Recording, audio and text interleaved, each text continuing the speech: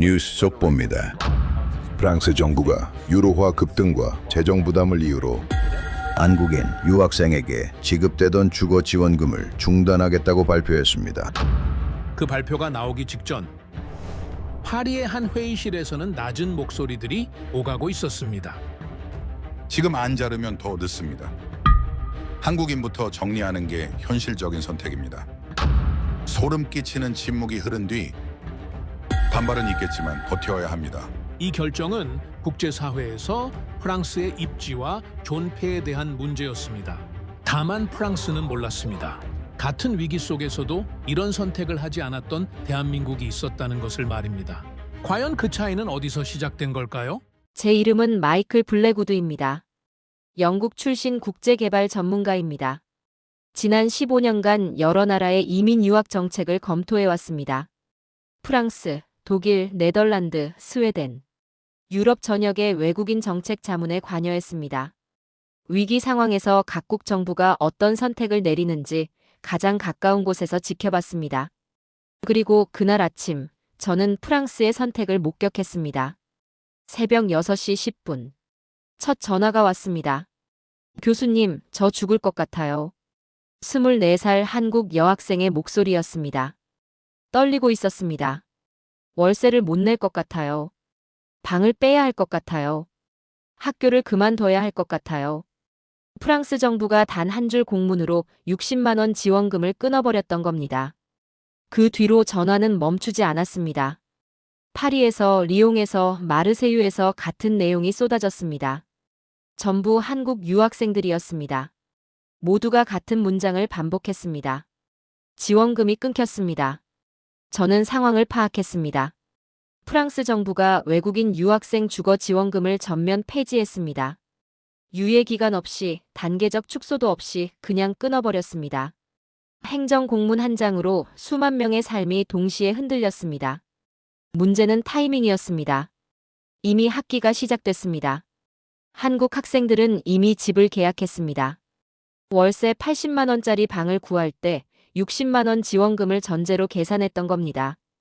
본인 부담은 20만 원. 생활비도 그렇게 짰습니다. 식비, 교통비, 교재비까지 전부 60만 원이 있다는 가정 위에 세운 계획이었습니다. 그런데 그게 하루아침에 사라진 겁니다.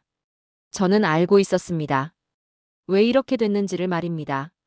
작년 말 프랑스 재정 압박이 심해지면서 정부는 외국인 지원 예산 축소를 검토했습니다. 저는 그 회의에 참석했습니다. 논의는 빠르게 진행됐습니다. 예산을 줄여야 한다는 전제는 이미 정해져 있었습니다. 문제는 어디서부터 자르느냐였습니다. 선택된 대상이 외국인 지원이었습니다. 그 중에서도 유학생 주거 지원금이었습니다. 저는 의견을 냈습니다.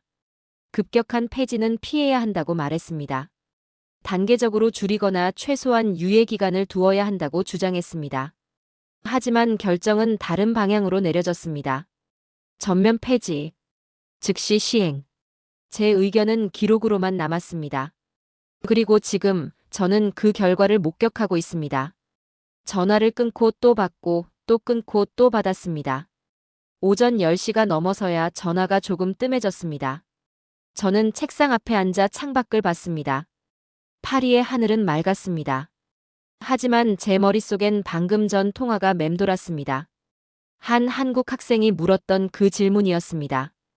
교수님, 제가 뭘 잘못했나요? 저는 대답하지 못했습니다. 그 학생은 아무것도 잘못하지 않았습니다. 저는 깨달았습니다. 이건 프랑스의 재정 문제가 아니라는 걸 말입니다. 이건 프랑스의 선택이라는 걸 말입니다. 프랑스는 위기 앞에서 버릴 대상을 정했습니다. 가장 먼저 정리한 건 외국인이었습니다. 그 중에서도 가장 저항이 적은 대상, 한국을 포함한 외국 유학생들이었습니다. 투표권도 없고 조직도 없고 목소리를 낼 수단도 없는 사람들. 프랑스는 그들을 가장 먼저 잘라냈습니다. 그 돈은 혜택이 아니라 생존 조건이었습니다. 월 60만 원이 있고 없고의 차이는 단순한 액수의 문제가 아니었습니다. 그건 집을 유지하느냐 마느냐의 문제였고 학업을 이어가느냐 마느냐의 문제였습니다. 프랑스는 그걸 한순간에 끊어버렸습니다. 저는 그날 밤 잠을 이루지 못했습니다. 머릿속에선 계속 같은 질문이 맴돌았습니다. 왜 이렇게 해야 했습니까? 왜 단계적으로 줄이지 않았습니까?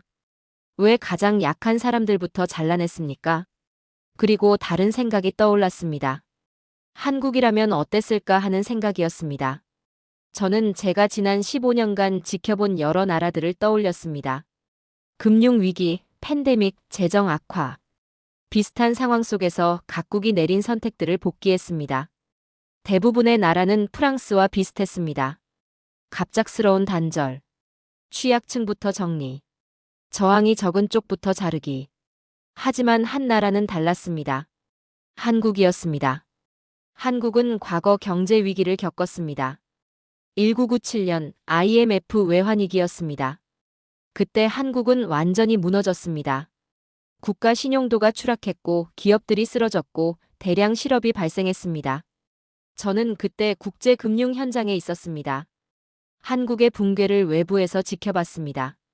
하지만 한국은 그 위기를 극복했습니다. 그리고 한국은 배웠습니다. 갑작스러운 단절이 얼마나 위험한지를 말입니다. 시스템이 사람을 어떻게 무너뜨리는지를 말입니다. 그래서 한국은 이후 모든 정책에서 단계적 조정을 원칙으로 삼았습니다. 충격을 분산시켰습니다. 최악의 상황을 먼저 가정했습니다. 한번 무너져본 나라의 판단이었습니다. 저는 생각했습니다.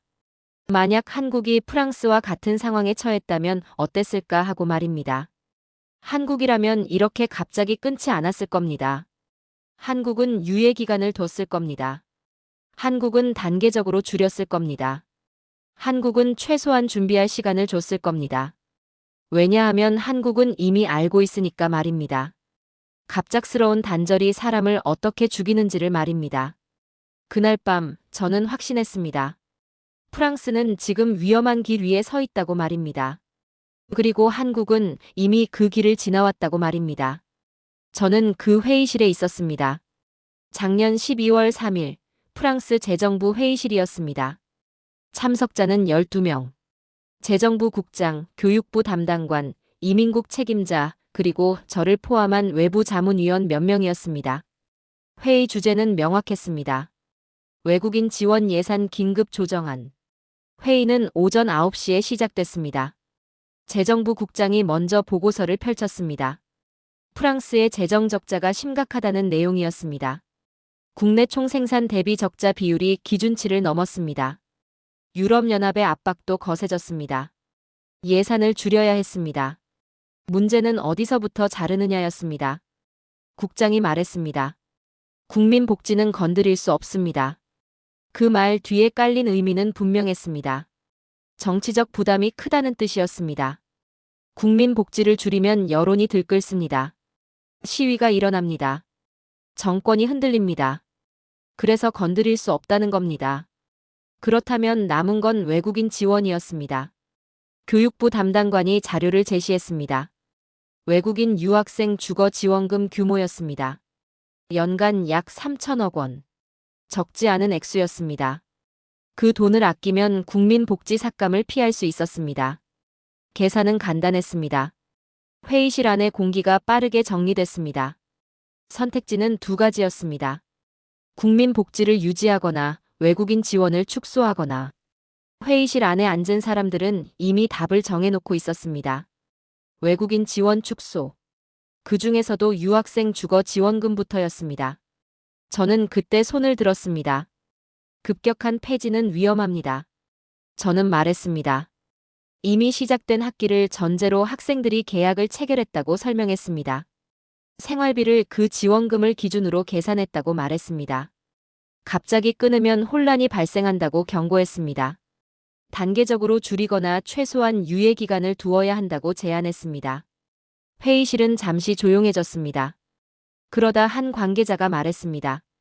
유예 기간을 주면 예산 절감 효과가 늦어집니다. 다른 관계자가 덧붙였습니다. 단계적 축소도 마찬가지입니다. 지금 당장 돈이 필요합니다. 재정부 국장이 정리했습니다. 외국인 지원은 의무가 아니라 혜택입니다.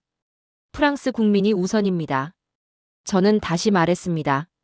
하지만 이미 삶이 걸려 있습니다. 국장은 고개를 저었습니다. 그건 우리 책임이 아닙니다. 회의는 그렇게 끝났습니다. 최종 결정은 전면 폐지, 즉시 시행이었습니다. 단계적 축소 없습니다. 유예 기간 없습니다. 그냥 끊는 겁니다. 제 의견은 회의록에 기록만 됐을 뿐 정책에는 반영되지 않았습니다. 저는 그날 회의실을 나오며 생각했습니다. 프랑스는 버릴 것을 먼저 정했다고 말입니다. 그 대상은 항상 같았습니다.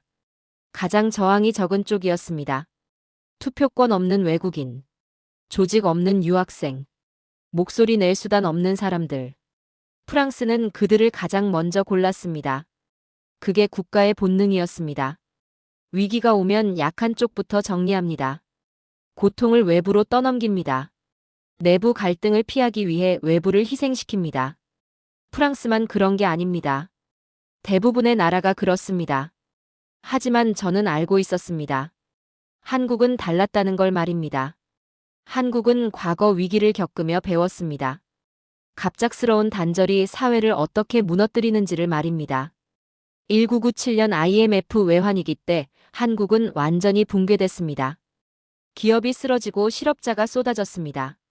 그 고통 속에서 한국은 깨달았습니다. 시스템이 사람을 죽인다는 걸 말입니다. 그래서 한국은 이후 정책에서 단계적 조정을 원칙으로 삼았습니다. 충격을 분산시켰습니다. 준비할 시간을 줬습니다. 한번 무너져본 나라만이 아는 방식이었습니다. 저는 그 차이를 회의실에서 느꼈습니다. 프랑스는 지금 처음 겪고 있었습니다. 심각한 재정 위기를 말입니다. 그래서 프랑스는 몰랐습니다. 갑자기 끊는 게 얼마나 위험한지를 말입니다. 한국은 이미 겪었습니다. 그래서 한국은 알고 있었습니다. 결과는 빠르게 나타났습니다. 회의 이틀 뒤 행정공문이 발송됐습니다. 외국인 유학생 주거 지원금 전면 폐지, 즉시 시행. 단 한 줄이었습니다. 설명도 없었습니다. 사과도 없었습니다. 대안도 없었습니다. 그리고 그 다음 날 아침 제 전화가 울리기 시작했습니다. 한국 유학생들의 전화였습니다. 울음 섞인 목소리였습니다. 교수님, 어떡하죠? 저는 대답할 수가 없었습니다. 프랑스가 그들을 버렸으니까 말입니다. 저는 그날 확신했습니다. 프랑스는 지금 위험한 선택을 했다고 말입니다. 이 방식은 오래가지 않는다고 말입니다. 버티기만 하는 국가는 반드시 무너진다고 말입니다. 그리고 한국은 이미 그 교훈을 알고 있다고 말입니다. 저는 지난 15년간 여러 나라의 위기 대응을 지켜봤습니다. 그리스, 스페인, 포르투갈, 아일랜드. 재정 위기를 겪은 나라들이었습니다. 그들이 위기 앞에서 내린 선택은 비슷했습니다. 갑작스러운 예산 삭감, 취약층부터 정리, 저항이 적은 쪽부터 자르기. 프랑스가 지금 하고 있는 것과 똑같았습니다. 하지만 한 나라는 달랐습니다. 한국이었습니다. 한국도 위기를 겪었습니다. 1997년 IMF 외환위기였습니다. 저는 그때 런던 금융가에 있었습니다. 국제금융시장에서 한국을 지켜봤습니다. 한국의 신용도가 급락했습니다. 환율이 폭등했습니다. 기업들이 줄줄이 쓰러졌습니다. 당시 평가는 냉혹했습니다. 한국은 이번에 어렵다. 저도 그렇게 생각했습니다. 국가 전체가 흔들리고 있었으니까 말입니다. 대량 실업이 발생했습니다. 가정이 무너졌습니다. 사회 전반에 공포가 퍼졌습니다. 한국은 완전히 붕괴 직전이었습니다. 그런데 한국은 무너지지 않았습니다. 한국은 IMF 구제금융을 받아들였습니다. 자존심보다 생존을 택했습니다. 고통을 인정했습니다. 구조조정을 시작했습니다. 금융 시스템을 정비했습니다. 외환 관리를 강화했습니다. 그 과정은 고통스러웠습니다. 수많은 사람들이 직장을 잃었습니다. 기업들이 문을 닫았습니다. 가족이 흩어졌습니다. 한국 사회 전체가 충격을 겪었습니다. 하지만 한국은 그 고통 속에서 배웠습니다. 갑작스러운 단절이 사회를 어떻게 무너뜨리는지를 말입니다. 그래서 한국은 방식을 바꿨습니다. 이후 한국이 내린 모든 정책 결정에는 한 가지 원칙이 깔렸습니다. 갑자기 끊지 않는다는 원칙이었습니다. 단계적으로 조정합니다. 충격을 분산시킵니다. 준비할 시간을 줍니다. 최악을 먼저 가정합니다. 한국은 위기를 전제로 시스템을 설계했습니다. 저는 이후 한국의 위기 대응을 여러 번 지켜봤습니다. 2008년 글로벌 금융위기 때도 한국은 단계적으로 대응했습니다. 2020년 팬데믹 때도 한국은 충격을 분산시켰습니다. 고금리 국면에서도 한국은 취약층을 먼저 보호했습니다. 한국의 선택은 일관됐습니다. 갑자기 끊지 않습니다. 유예 기간을 줍니다. 사회적 합의를 구합니다. 최소한의 안전망을 유지합니다. 한번 무너져본 나라의 판단이었습니다. 저는 프랑스와 한국을 비교했습니다. 프랑스는 지금 처음 겪고 있었습니다. 심각한 재정 위기를 말입니다. 그래서 프랑스는 과거 다른 나라들이 했던 방식을 따라하고 있었습니다. 갑작스러운 단절, 약자부터 정리, 고통의 외주화. 하지만 한국은 이미 겪었습니다. 그리고 한국은 그 과정에서 배웠습니다. 이 방식이 결국 사회를 더 깊이 무너뜨린다는 걸 말입니다. 차이는 명확했습니다. 프랑스는 지금을 버티려 하고 있었습니다. 한국은 미래를 준비하고 있었습니다. 프랑스는 고통을 외부로 떠넘기고 있었습니다. 한국은 고통을 내부에서 나누고 있었습니다. 이 차이가 결과를 만듭니다. 저는 그날 밤 자료를 정리하며 생각했습니다. 만약 한국이 프랑스와 같은 상황에 있었다면 어땠을까 하고 말입니다. 한국이라면 외국인 유학생 지원금을 갑자기 끊지 않았을 겁니다. 한국은 먼저 유예 기간을 공지했을 겁니다. 6개월 혹은 1년. 학생들이 준비할 시간을 줬을 겁니다. 그리고 단계적으로 축소했을 겁니다. 한 번에 60만 원을 끊는 게 아니라 30만 원으로 줄이고 다시 6개월 뒤 20만 원으로 줄이고 그렇게 조정했을 겁니다. 왜냐하면 한국은 알고 있으니까 말입니다. 갑작스러운 단절이 사람을 어떻게 죽이는지를 말입니다. 시스템이 사람을 어떻게 무너뜨리는지를 말입니다. 한국은 그걸 IMF 때 배웠습니다. 고통으로 배운 교훈이었습니다. 저는 확신했습니다. 프랑스는 지금 한국이 1997년에 겪었던 실수를 반복하고 있다고 말입니다. 차이는 한국은 그 실수에서 배웠고 프랑스는 아직 배우지 못했다는 것이었습니다. 그리고 그 차이가 앞으로의 결과를 완전히 다르게 만들 거라는 것이었습니다. 균열은 그 뒤로 계속 드러났습니다. 주거 지원금 폐지는 시작에 불과했습니다. 한 달 뒤 프랑스 정부는 외국인 등록금 인상을 발표했습니다. 기존 연간 200만 원에서 600만 원으로 3배 올렸습니다. 2달 뒤엔 의료보험 지원도 축소했습니다. 외국인 학생 건강보험료를 2배로 인상했습니다. 조치들이 동시다발적으로 터져나왔습니다. 저는 그 흐름을 지켜보며 깨달았습니다. 이건 계획된 조정이 아니라는 걸 말입니다. 이건 급한 불극이었습니다. 프랑스는 지금 당장 돈이 필요했고 가장 빨리 확보할 수 있는 곳부터 자르고 있었습니다. 회의가 잦아졌습니다. 재정부 회의가 한 달에 2번에서 일주일에 1번으로 늘었습니다. 안건은 항상 비슷했습니다. 긴급 예산 조정, 추가 삭감 항목 검토, 즉시 시행 가능한 방안. 긴 설명은 없었습니다. 결정은 빨라졌습니다. 한 관계자가 말했습니다. 지금은 버티는 게 우선입니다. 그 말이 모든 걸 설명했습니다. 프랑스는 지금 고치고 있는 게 아니었습니다. 프랑스는 버티고 있었습니다. 당장 무너지지 않으려고 발버둥 치고 있었습니다. 저는 위험 신호를 감지했습니다. 장기 계획이 사라졌습니다. 회의 자료에서 3년 계획, 5년 계획이라는 단어가 보이지 않았습니다. 전부 긴급, 즉시, 단기라는 단어로 대체됐습니다. 프랑스는 미래를 준비하지 않고 있었습니다. 오늘을 버티는 데만 집중하고 있었습니다. 단기 현금 확보가 최우선이었습니다. 외국인 지원 삭감, 등록금 인상, 보험료 인상. 전부 즉시 돈이 되는 조치들이었습니다. 사회적 합의는 없었습니다. 여론 수렴도 없었습니다. 영향평가도 생략됐습니다. 그냥 결정하고 시행했습니다. 내부 분위기가 달라졌습니다. 공무원들 사이에서 피로감이 느껴졌습니다. 회의에 참석하는 사람들의 표정이 어두웠습니다. 대학과 연구기관에서 혼란이 보고됐습니다. 다음은 어디가 잘릴까라는 불안이 퍼졌습니다. 저는 한국을 떠올렸습니다. 한국이라면 이렇게 하지 않았을 겁니다. 한국은 IMF 이후 위기 대응 매뉴얼을 만들었습니다. 최악의 시나리오를 먼저 가정합니다. 단계별 대응 방안을 준비합니다. 사회적 충격을 최소화하는 순서를 정합니다. 한국은 버티기가 아니라 준비하기를 선택했습니다. 프랑스와 한국의 차이는 명확했습니다. 프랑스는 위기를 처음 겪고 있었습니다. 그래서 프랑스는 몰랐습니다.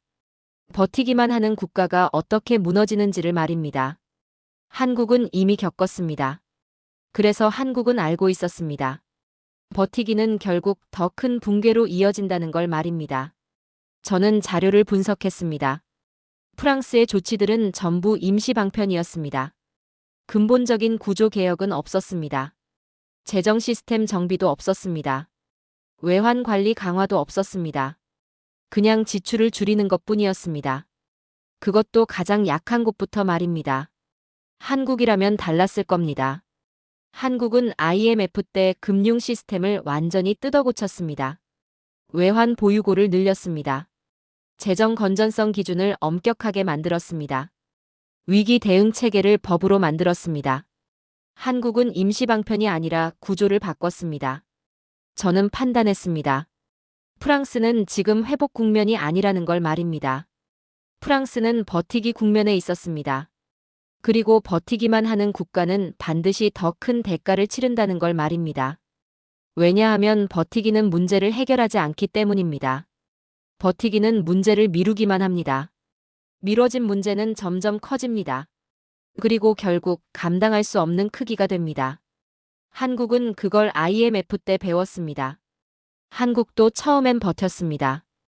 1997년 초반 한국 정부는 문제를 인정하지 않았습니다.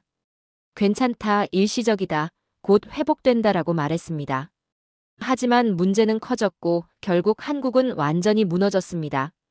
그 경험이 한국을 바꿨습니다. 한국은 이후 절대 버티기만 하지 않았습니다. 문제를 빨리 인정했습니다. 구조를 빨리 바꿨습니다. 고통을 빨리 나눴습니다. 버티는 나라와 준비하는 나라는 전혀 달랐습니다. 저는 그날 밤 보고서를 작성하며 확신했습니다. 프랑스는 지금 위태롭다고 말입니다. 이 방식은 오래가지 않는다고 말입니다. 그리고 한국은 이미 그 교훈을 알고 있다고 말입니다. 저는 1997년을 기억합니다. 그해 저는 런던 금융가에 있었습니다. 국제투자자문사에서 일하고 있었습니다. 아시아 시장을 담당했습니다. 그해 여름부터 태국, 인도네시아, 말레이시아가 흔들리기 시작했습니다. 통화 가치가 급락했습니다. 외환 보유고가 바닥났습니다. 그리고 그해 가을, 한국이 무너지기 시작했습니다. 처음엔 아무도 믿지 않았습니다. 한국이 위험하다는 보고서가 나왔을 때 런던 금융가의 반응은 회의적이었습니다. 한국은 다르다. 한국은 버틸 것이다. 한국은 대기업들이 튼튼하다. 그런 평가들이었습니다. 하지만 숫자는 거짓말을 하지 않았습니다. 한국의 외환 보유고가 빠르게 줄어들었습니다. 10월에 300억 달러였던 외환 보유고가 11월엔 100억 달러 아래로 떨어졌습니다. 환율이 폭등했습니다. 달러당 800원대였던 환율이 1000원을 넘어섰습니다. 며칠 사이에 1500원까지 치솟았습니다. 한국의 신용 등급이 급락했습니다. 국제 신용평가사들이 한국의 등급을 연이어 강등했습니다. 투자 적격 등급에서 투기 등급으로 떨어졌습니다. 한국 기업들의 해외 차입이 막혔습니다. 외국 자본이 한국에서 빠져나가기 시작했습니다. 그때 런던 금융가의 평가가 바뀌었습니다. 한국은 이번에 어렵다. 저도 그렇게 생각했습니다. 숫자가 그렇게 말하고 있었으니까 말입니다. 한국의 주요 재벌들이 줄줄이 부도 위기에 몰렸습니다. 한보, 산미, 진로, 기아가 쓰러졌습니다. 금융 시스템이 마비됐습니다. 은행들이 부실 대출에 허덕였습니다. 저는 한국 현지 상황을 보고받았습니다. 대량 실업이 시작됐습니다. 하루에 수천 명이 직장을 잃었습니다. 대기업 직원들도 예외가 아니었습니다. 평생 직장이라고 믿었던 곳에서 구조조정 통보를 받았습니다. 거리에 실업자들이 넘쳐났습니다. 가정이 무너졌습니다. 가장이 실직하면서 가족이 흩어졌습니다. 아파트를 팔아야 했습니다. 자녀를 학교에서 자퇴시켜야 했습니다. 이혼율이 급증했습니다. 자살률이 치솟았습니다. 한국 사회 전체가 공포에 휩싸였습니다. 저는 그 장면들을 보고서로 읽었습니다. 냉정한 숫자로 정리된 보고서였지만 그 숫자 뒤에 무너지고 있는 사람들이 보였습니다. 한국은 그렇게 완전히 붕괴되고 있었습니다. 그리고 11월 말 결정적인 순간이 왔습니다.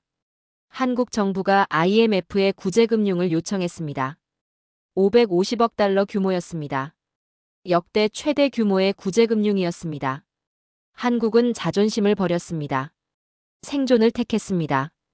런던 금융가의 반응은 냉담했습니다. 한국도 결국 무너졌다. 저도 그렇게 생각했습니다. 대부분의 나라가 IMF 구제금융을 받으면 장기 침체에 빠집니다. 그리스가 그랬고 아르헨티나가 그랬습니다. 한국도 그럴 거라고 예상했습니다. 하지만 한국은 달랐습니다. 한국은 고통을 인정했습니다. 구조조정을 받아들였습니다. 금융 시스템을 뜯어고쳤습니다. 재벌을 정리했습니다. 부실 기업을 청산했습니다. 외환 관리를 강화했습니다. 재정 건전성을 회복했습니다. 그 과정은 참혹했습니다. 수백만 명이 실직했습니다. 중소기업들이 줄줄이 문을 닫았습니다. 한국 국민들은 금 모으기 운동을 벌였습니다. 개인이 가진 금을 국가에 내놨습니다. 외환 위기를 함께 극복하려 했습니다. 저는 그 장면을 지켜보며 놀랐습니다. 한국은 무너지지 않고 있었습니다. 한국은 버티고 있었습니다. 아니, 한국은 변하고 있었습니다. 대부분의 나라가 위기 앞에서 회피하고 미루고 책임을 떠넘기는 동안 한국은 정면으로 맞서고 있었습니다. 저는 깨달았습니다. 한국은 여기서 방향을 틀었다는 걸 말입니다. 대부분의 국가는 위기 앞에서 무너집니다. 시스템을 바꾸지 못합니다. 구조개혁을 회피합니다. 고통을 외부로 떠넘깁니다. 그래서 더 깊이 무너집니다. 하지만 한국은 달랐습니다. 한국은 고통을 받아들였습니다. 시스템을 바꿨습니다. 구조를 뜯어고쳤습니다. 그 고통 속에서 한국은 배웠습니다. 갑작스러운 단절이 사회를 어떻게 무너뜨리는지를 말입니다. 준비 없는 충격이 사람을 어떻게 죽이는지를 말입니다. 그 경험이 한국을 완전히 바꿔놓았습니다. 한국은 한번 완전히 무너졌습니다. 자존심을 지키는 대신 나라를 살렸습니다. 고통을 인정한 순간부터 회복이 시작됐습니다. 저는 그날 이후 한국을 다르게 봤습니다. 한국은 더 이상 신흥시장이 아니었습니다. 한국은 위기를 겪고 살아남은 나라였습니다. 그리고 그 선택은 결코 쉽지 않았습니다. 한국은 IMF 이후 완전히 달라졌습니다. 저는 2000년대 초반부터 한국의 변화를 지켜봤습니다. 금융 시스템이 재편됐습니다. 부실 은행들이 정리됐습니다. 금융 감독이 강화됐습니다. 외환 보유고가 늘어나기 시작했습니다. 1997년 말 30억 달러까지 떨어졌던 외환 보유고가 2000년엔 1000억 달러를 넘어섰습니다. 한국은 재정 건전성을 최우선으로 삼았습니다. 국가 부채 비율을 엄격하게 관리했습니다. 방만한 예산 집행을 차단했습니다. 재정 준칙을 법으로 만들었습니다. 한국은 다시는 무너지지 않겠다는 결심을 시스템으로 만들었습니다. 하지만 가장 중요한 변화는 따로 있었습니다. 한국은 정책 결정 방식을 바꿨습니다. 갑작스러운 단절을 금지했습니다. 모든 정책 변경의 단계적 조정을 원칙으로 삼았습니다. 충격 완화를 의무화했습니다. 취약층 보호를 우선순위에 뒀습니다. 저는 한국의 이후 정책들을 분석했습니다. 2008년 글로벌 금융위기 때 한국은 즉각 대응했습니다. 하지만 갑자기 끊지 않았습니다. 실업급여를 확대했습니다. 중소기업 지원을 늘렸습니다. 취약계층 보호 예산을 먼저 확보했습니다. 단계적으로 충격을 분산시키면서 위기를 넘겼습니다. 2020년 팬데믹 때도 마찬가지였습니다. 한국은 긴급 재난지원금을 신속하게 지급했습니다. 소상공인 지원을 확대했습니다. 고용 유지 지원금을 만들었습니다. 한국은 위기 속에서도 사람들이 갑자기 무너지지 않도록 받쳐줬습니다. 한국의 철학은 명확했습니다. 갑작스러운 끊김이 사회를 어떻게 무너뜨리는지 한국은 이미 경험했습니다. 1997년 그 고통을 겪었습니다. 그래서 한국은 절대 갑자기 끊지 않습니다. 준비할 시간을 줍니다. 충격을 나눕니다. 함께 버팁니다. 저는 프랑스와 한국을 비교했습니다. 프랑스는 지금 갑자기 끊고 있습니다. 유학생 지원금을 하루아침에 폐지했습니다. 유예 기간도 없었습니다. 단계적 조정도 없었습니다. 프랑스는 고통을 외부로 떠넘기고 있습니다. 한국이라면 달랐을 겁니다. 한국은 먼저 공지했을 겁니다. 6개월 뒤 지원금을 조정하겠다고 말했을 겁니다. 그리고 단계적으로 줄였을 겁니다. 60만 원을 40만 원으로, 다시 20만 원으로 그렇게 충격을 분산시켰을 겁니다. 동시에 대체 지원책을 마련했을 겁니다. 저금리 대출이나 장학금 확대 같은 방안을 준비했을 겁니다. 왜냐하면 한국은 알고 있으니까 말입니다. 시스템이 사람을 죽인다는 걸 말입니다. 갑작스러운 단절이 가정을 무너뜨린다는 걸 말입니다. 한국은 그걸 1997년에 배웠습니다. 수백만 명이 실직하고 가족이 흩어지고 사회가 공포에 휩싸이는 걸 직접 겪었습니다. 그 경험이 한국의 시스템을 만들었습니다. 한국은 위기를 전제로 모든 걸 설계합니다. 최악을 먼저 가정합니다. 괜찮을 것이다가 아니라 무너질 수 있다는 가정에서 시작합니다. 그래서 한국은 항상 준비돼 있습니다. 저는 그날 밤 확신했습니다. 프랑스에 지금 필요한 건 자존심이 아니라는 걸 말입니다. 프랑스에 필요한 건 한국의 기억이라는 걸 말입니다. 한국은 실패를 숨기지 않았습니다. 고통을 인정했습니다. 그래서 시스템을 바꿨습니다. 위기를 겪은 나라는 위기를 가볍게 보지 않습니다. 프랑스는 지금 그 교훈이 필요합니다. 저는 지난 20여 년간 한국의 결과를 지켜봤습니다. IMF 이후 한국은 수많은 위기를 겪었습니다. 2008년 글로벌 금융위기, 2020년 코로나 팬데믹, 2022년 고금리 국면. 매번 세계 경제가 흔들릴 때마다 한국도 충격을 받았습니다. 하지만 한국은 무너지지 않았습니다. 저는 매번 한국의 대응을 분석했습니다. 패턴이 있었습니다. 위기가 발생하면 한국은 즉각 상황을 인식합니다. 괜찮을 것이다라고 말하지 않습니다. 무너질 수 있다는 가정부터 시작합니다. 그리고 한국은 절대 갑자기 끊지 않습니다. 2008년 금융위기 때 한국은 중소기업 대출을 늘렸습니다. 실업급여를 강화했습니다. 갑자기 자르는 게 아니라 받쳐줬습니다. 단계적으로 조정하면서 충격을 분산시켰습니다. 2020년 팬데믹 때도 마찬가지였습니다. 한국은 긴급 재난지원금을 신속하게 지급했습니다. 소상공인 버팀목 자금을 만들었습니다. 고용 유지 지원금을 확대했습니다. 한국은 위기 속에서도 사람들이 동시에 무너지지 않도록 시간을 벌어줬습니다. 저는 그 패턴을 주목했습니다. 한국은 매번 같은 방식으로 대응했습니다. 전면 단절은 없었습니다. 단계적 조정이 있었습니다. 취약층 충격 완화가 우선이었습니다. 이건 우연이 아니었습니다. 이건 한국이 1997년에 배운 교훈이었습니다. 결과는 숫자로 나타났습니다. 한국의 외환 보유고는 계속 늘어났습니다. 2000년 1000억 달러였던 외환 보유고가 2020년엔 4000억 달러를 넘어섰습니다. 세계 9번째 규모였습니다. 한국은 더 이상 외환 위기를 걱정하지 않아도 되는 나라가 됐습니다. 국가 신용 등급도 회복됐습니다. 1997년 투기 등급으로 떨어졌던 한국의 신용 등급은 2000년대 초반 투자 적격으로 복귀했습니다. 2010년엔 A 등급을 받았습니다. 선진국 수준이었습니다.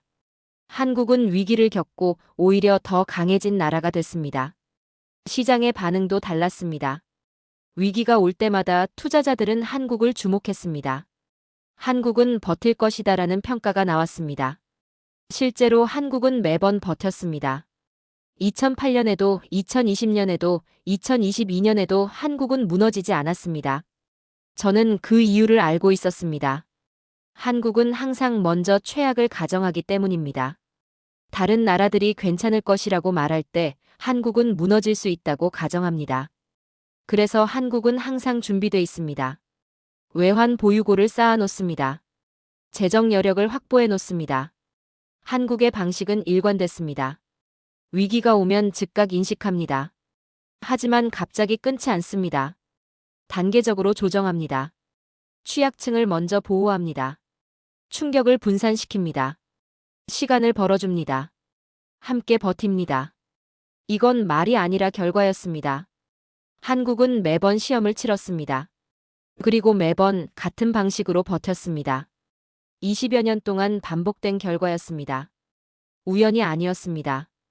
이건 한국이 1997년에 배운 교훈을 시스템으로 만든 결과였습니다.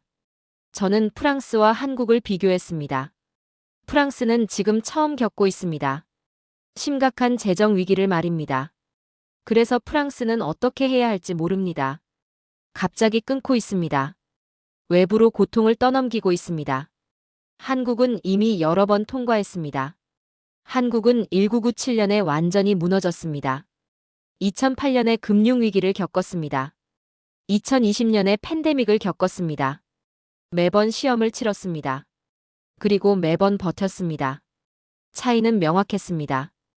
프랑스는 지금 시험을 처음 보고 있습니다. 한국은 이미 여러 번 시험을 통과했습니다. 프랑스는 답을 모릅니다. 한국은 답을 알고 있습니다. 국가는 말이 아니라 결과로 평가됩니다. 한국의 20여 년은 말이 아니라 결과였습니다. 외환 보유고, 신용 등급, 시장 신뢰, 위기 극복. 전부 숫자로, 사실로, 결과로 증명됐습니다. 한국은 말로 설명하지 않았습니다. 한국은 결과로 보여줬습니다. 저는 그날 밤 확신했습니다. 프랑스는 지금 한국이 20여 년 전에 섰던 자리에 서 있다고 말입니다. 차이는 한국은 그 자리에서 배웠고 프랑스는 아직 배우지 못했다는 것이었습니다. 저는 프랑스의 현재 위치를 정확히 알고 있습니다. 재정 압박은 계속되고 있습니다. 적자 비율은 줄어들지 않습니다. 예산 삭감은 반복되고 있습니다. 하지만 근본적인 해결책은 보이지 않습니다. 프랑스는 여전히 버티고 있을 뿐입니다. 사회적 갈등도 확대되고 있습니다. 외국인 유학생 지원금 폐지 이후 대학가에서 항의가 터져나왔습니다. 등록금 인상 발표 후엔 시위가 일어났습니다. 의료보험 지원 축소에 대한 반발도 거셌습니다. 프랑스 사회 내부의 신뢰가 흔들리고 있습니다. 단기 처방만 반복되고 있습니다. 프랑스 정부는 여전히 즉각적인 예산 절감에만 집중합니다. 장기 계획은 없습니다. 구조 개혁도 없습니다. 그냥 돈이 되는 곳부터 자르고 있습니다. 저항이 적은 쪽부터 정리하고 있습니다. 저는 경고합니다. 이 방식은 오래가지 않는다고 말입니다. 프랑스는 지금 고통을 외부로 떠넘기고 있습니다. 외국인부터 자르고 있습니다. 약자부터 정리하고 있습니다. 하지만 이 방식은 결국 한계에 부딪힙니다. 외부로 떠넘길 수 있는 고통은 제한돼 있습니다. 언젠가 내부를 건드려야 합니다. 그때 프랑스는 훨씬 더 큰 충격을 받게 됩니다. 왜냐하면 프랑스는 지금까지 준비하지 않았기 때문입니다. 시스템을 바꾸지 않았습니다. 구조를 개혁하지 않았습니다. 그저 버티기만 했습니다. 버티기만 하는 국가는 반드시 무너집니다. 저는 한국을 떠올립니다. 한국도 처음엔 버텼습니다. 1997년 초반 한국 정부는 괜찮다고 말했습니다. 문제를 인정하지 않았습니다. 구조 개혁을 미뤘습니다. 그래서 한국은 완전히 무너졌습니다. 하지만 한국은 그 순간 선택을 바꿨습니다. 한국은 실패를 인정했습니다. 고통을 받아들였습니다. 구조를 뜯어고쳤습니다. 시스템을 바꿨습니다. 그 순간부터 한국의 회복이 시작됐습니다. 한국의 교훈은 명확합니다. 실패를 인정했을 때 구조를 바꿀 수 있었습니다. 고통을 나눴을 때 사회가 버텼습니다. 자존심을 버렸을 때 나라를 살렸습니다. 저는 프랑스에 말하고 싶습니다. 프랑스에 지금 필요한 건 더 많은 자존심이 아니라고 말입니다. 프랑스에 필요한 건 더 많은 기억이라고 말입니다. 한국의 기억을 배워야 합니다. 한국은 1997년에 완전히 무너졌습니다. 국가 신용도가 추락했고 기업들이 쓰러졌고 수백만 명이 실직했습니다. 한국 사회 전체가 공포에 휩싸였습니다. 그 고통은 상상을 초월했습니다. 하지만 한국은 그 고통에서 배웠습니다. 갑작스러운 단절이 사회를 어떻게 무너뜨리는지 배웠습니다. 시스템이 사람을 어떻게 죽이는지 배웠습니다. 버티기만 하는 국가가 어떻게 붕괴되는지 배웠습니다.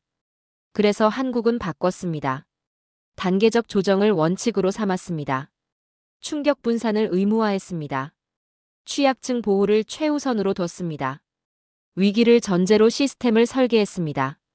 한국은 다시는 무너지지 않겠다는 결심을 구조로 만들었습니다. 결과는 20여 년이 증명했습니다. 한국은 이후 모든 위기를 버텼습니다. 2008년 금융위기, 2020년 팬데믹, 2022년 고금리. 매번 위기가 왔지만 한국은 무너지지 않았습니다. 한국은 같은 방식으로 대응했고 같은 방식으로 버텼습니다. 자존심은 나라를 살리지 않습니다. 프랑스가 지금 지키려는 건 자존심입니다. 우리는 강한 나라다. 우리는 선진국이다. 우리는 괜찮을 것이다. 하지만 그 자존심이 프랑스를 더 깊이 무너뜨리고 있습니다. 기억은 나라를 살립니다. 한국이 가진 건 기억입니다. 우리는 무너진 적이 있다. 우리는 고통을 겪었다. 우리는 실패를 배웠다. 그 기억이 한국을 지금까지 지켜왔습니다. 한국은 실패를 기억하는 나라입니다. 한국은 1997년을 잊지 않습니다. 그 고통을 기억합니다. 그 교훈을 시스템에 새겼습니다. 그래서 한국은 같은 실수를 반복하지 않습니다. 그래서 한국은 다시 무너지지 않습니다. 저는 그날 밤 이 글을 쓰며 생각했습니다. 나는 이 이야기를 한국을 칭찬하기 위해 쓰는 게 아니라고 말입니다. 나는 단지 너무 많은 나라가 같은 실수를 반복하는 걸 지켜봐 왔을 뿐이라고 말입니다. 프랑스는 지금 위태로운 길 위에 서 있습니다. 그리고 그 길 끝에 무엇이 있는지 저는 이미 여러 번 봤습니다. 한국은 한 번 무너졌습니다. 그 경험은 고통이었고 많은 사람이 희생을 치렀습니다. 하지만 그 고통 덕분에 한국은 지금 갑자기 끊지 않는 나라가 됐고 위기를 가볍게 보지 않는 나라가 됐습니다. 나라가 버틴다는 건 기적이 아닙니다. 선택의 결과입니다. 그리고 그 선택 뒤에는 항상 버텨온 사람들이 있습니다.